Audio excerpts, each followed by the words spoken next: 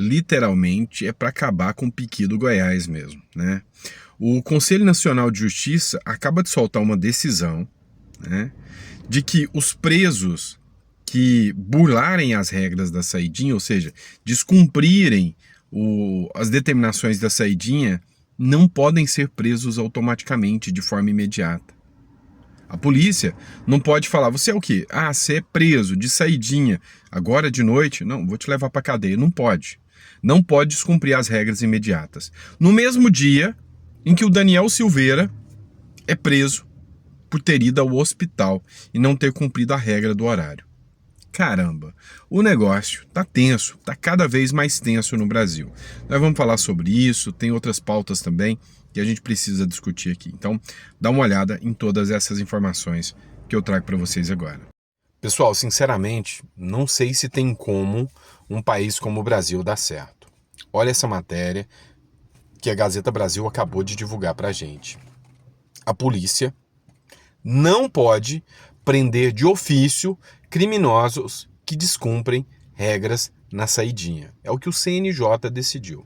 Então eu tenho um cara que está descumprindo uma regra da saidinha, e aí o delegado fala, não, vai lá e prende o cara está descumprindo a regra, né? Para mim isso é até flagrante. Não pode, tá? Tem que ir lá, determinar, pedir uma ação judicial, o juiz tem que expedir a ordem, depois da ordem do juiz é que o fulano pode ser preso. Cara, é só impressão minha, né? É só impressão minha, ou o judiciário faz de tudo para facilitar a vida do bandido? Não, é só impressão minha, eu tô falando besteira? Porque, pelo amor de Deus, né? O cara tá descumprindo a regra, né? Da saidinha. É o que aconteceu ao contrário com o Daniel Silveira, né? E eu já vou falar sobre isso com vocês.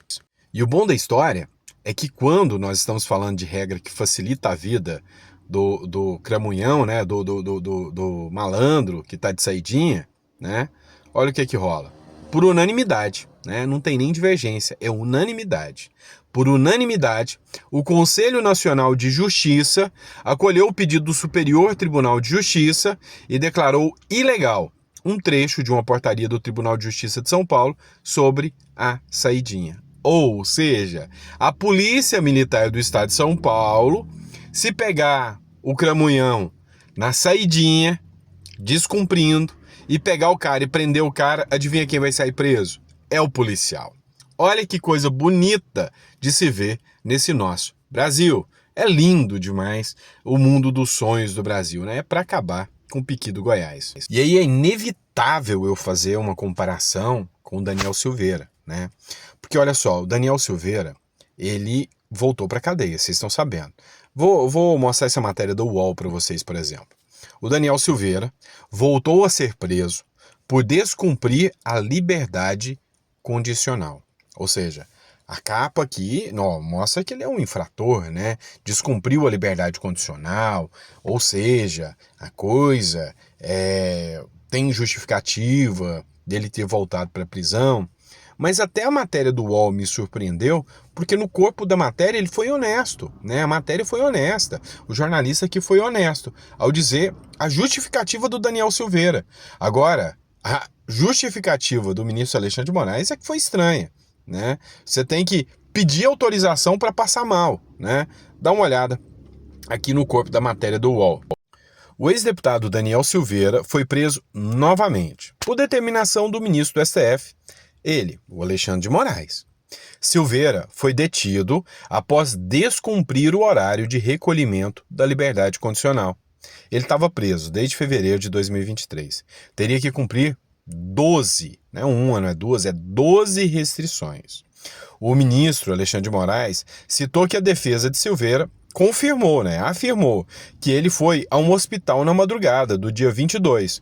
O ministro, porém, afirma estranhar, pois não houve um pedido judicial para ir até o hospital de madrugada. Tá, vamos lá. A defesa do Silveira disse que ele sentiu fortes dores lombares e teria sido levado com urgência ao hospital da cidade de Petrópolis.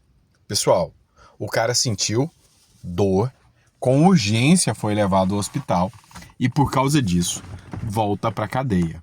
O ministro Alexandre de Moraes, aqui você infere da matéria aqui, que estranhou porque ele não pediu autorização para uma urgência hospitalar, né? Ou seja, é inconstitucional hoje, é um atentado à democracia você passar mal sem pedir autorização do judiciário. Assim, a gente vendo a matéria do CNJ, a gente vendo a vasta jurisprudência do STF, a gente vê que essas decisões têm um condão pessoal. Tá falando de prisão mesmo, né? Tem a questão do Cacique Sererê, que eu nem falei disso com vocês. Tá preso de novo, né? Voltou à prisão, o Cacique Sererê. Vem comigo que eu vou explicar para vocês um pouquinho sobre esse caso do Sererê. Você lembra do caso do Cacique Sererê, né? Que chegou a ser preso por ordem do ministro Alexandre de Moraes, e José Acácio Sererê, né? Foi preso agora na fronteira do Brasil com a Argentina. Ele foi para Foz do Iguaçu e acabou sendo preso lá. Depois de realmente, né, cortou a tornozeleira, e talvez a intenção dele seria, né, talvez até ir para a Argentina, mas ele acabou sendo denunciado e preso lá.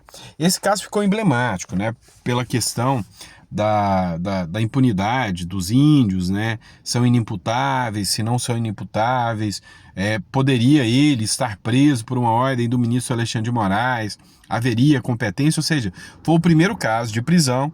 O Cacique Sererê foi acusado aí de ter sido o cabeça pela invasão da sede da Polícia Federal, isso lá em 2022 ainda, e agora acaba sendo preso na fronteira.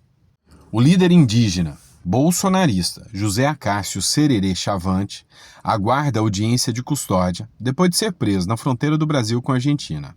Ele havia sido detido em dezembro de 2022, acusado de ser o responsável pelo ataque à sede da Polícia Federal em Brasília. Sererê Chavante foi solto quase um ano depois, mas foi preso novamente ontem à noite, por descumprir medidas cautelares e fugir para a Argentina.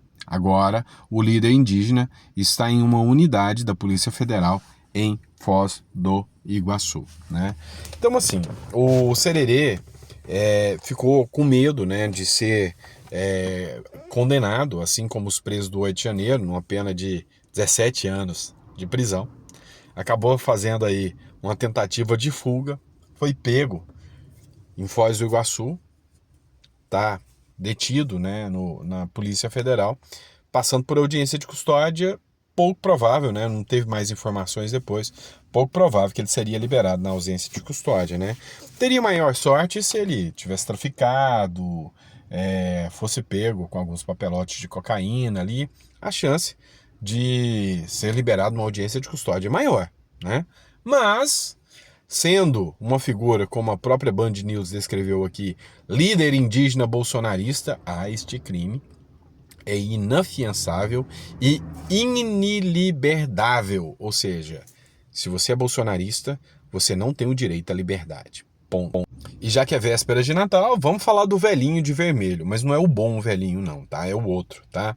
O Lula, ele acumula recordes. Ele é um recordista, né? Recordes de autorização de 34,4 bilhões, com B de babaca, tá? Bilhões para a Lei Rouanet em 2 anos.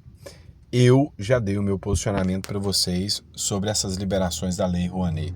Eu sou absolutamente contra Lei Rouanet, sou absolutamente contra festa de cantor sertanejo pago com dinheiro público. Eu sempre brinco com vocês, eu sou um sem cultura. Não é, eu acho que a cultura é uma coisa privada. A cultura pelo Estado, ela só deve existir quando não houver lugares sem saneamento básico, quando não houver escolas que tem buraco no teto, quando não houverem asfaltos cheios de buraco, quando não houverem pontes que caem, tá? Então, a hora que não tiver nada disso no Brasil, aí o Estado pode interferir.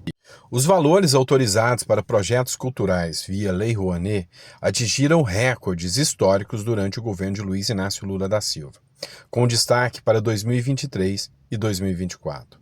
Em 2023, considerando a correção pela inflação e a captação aprovada, alcançou 17,5 bilhões, o maior valor já registrado na história do Brasil.